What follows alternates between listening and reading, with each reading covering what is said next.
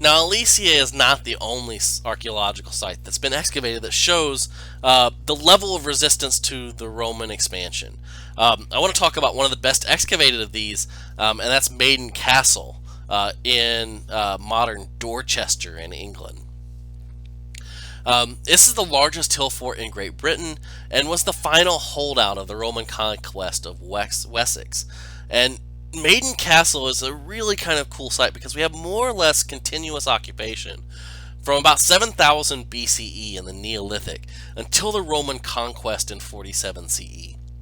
It springs up as a small Neolithic settlement. It becomes a location in the later Neolithic of a menhir and a barrow tomb on top of this large plateau, and then eventually, in the last phase in the Iron Age, becomes one of these hilltop Celtic fortresses.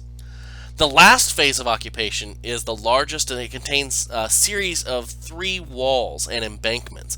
And you can see them here built up into the aerial photograph, covering 18 hectares on the plateau. We're probably talking about 3,000 to 5,000 people on the plateau, surrounded, overlooking an extensive agricultural plain.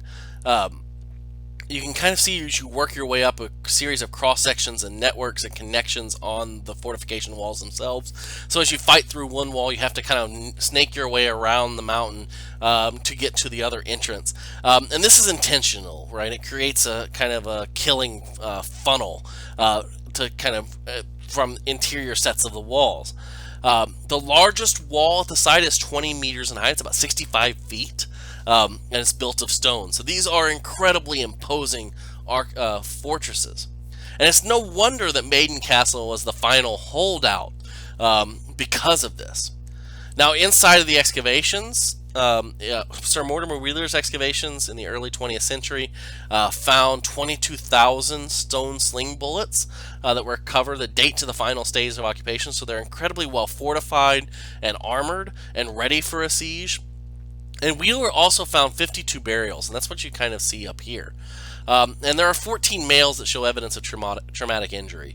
And Wheeler basically argued that this was the remains of the Roman siege. This is part of those mass graves, the burials of individuals who died because the Romans came in. And there is a small burn level associated with this late idea, but it's largely focused in an area around an iron smelting region. It's not across the entire site. So, more recent archaeology done at Maiden Castle has argued that the site wasn't destroyed by the Romans so much as the Romans waited it out. Right, the Romans built the nearby site of Dorchester, and that probably funneled trade away from Maiden Castle. And this allowed the Romans to more or less just let the system fall into disrepair, and people left the hilltop fortress for the more profitable areas in the Roman Empire, sometime after 47 BC or CE.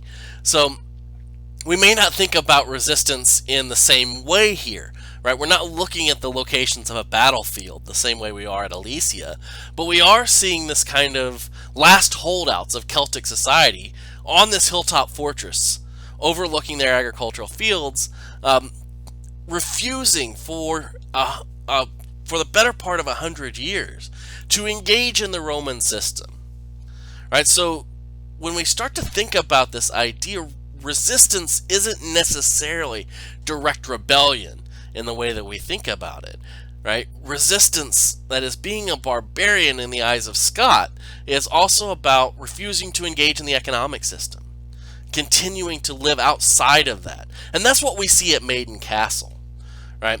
It may not have been destroyed by a Roman siege in the same way. It wasn't necessarily conquered by the Romans, but rather probably represents the last holdout of Celtic individuals clinging to a very particular way of life before they engaged, before they were assimilated into Roman society. Now, the largest symbol of resistance in Western Europe of resistance to the Roman Empire is actually something the Romans did themselves. This is called the limes Germanicus. A lime in Roman means a wall. It's the limits of Roman society. And so what we have here is a line of fortifications from the Rhine Delta here in modern Belgium that runs down all the way across, following the Rhine Valley, down to the Danube. And this was the limits of the Roman Empire. Inside the wall was Rome, outside the wall was everything else. This is at the height of the empire in the 2nd century CE, represented the battle lines, right? You all saw Gladiator at the beginning of the movie. Marcus Aurelius is out battling the Germans. Well, they're on the other side of the limes, trying to pacify, to bring the German barbarians, as it's kind of written about in Roman accounts, within the Roman Empire. And they're never able to do that. They're not able to defeat the German tribes, this loose confederation of peoples who just as easily disappeared into the forest as they did and abandoned their agricultural land. And this is part of the reasons the Romans were never able to engage with it, because they refused to engage in a Roman-style way of life. All right, they didn't live in cities in the same way. They weren't easy to find in the landscape. They kind of disappeared when pressed. And so the limits here, the Limes Germanicus, is represented by a series of fortification walls and Roman-style forts like what you see here at Salzburg, and the Roman towers that followed along the fortification wall that span some 700 miles across modern Europe to protect Roman interests along the Rhine and Rhone and Danube trade corridors. So this is a symbol of resistance through its necessity, right? The Romans, to avoid raids, built this wall, right? But at the same time, remember what Scott is talking about with the walls themselves.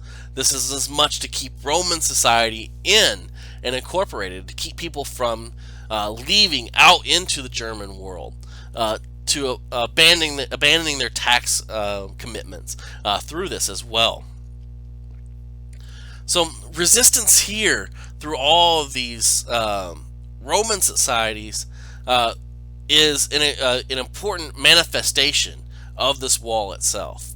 Right? The limes represent that resistance both by Germanic tribes and by people on the fringes of Roman society itself in these areas in Belgica and Germania Interior, right, and in Gaul, of resistance to Roman rule within it.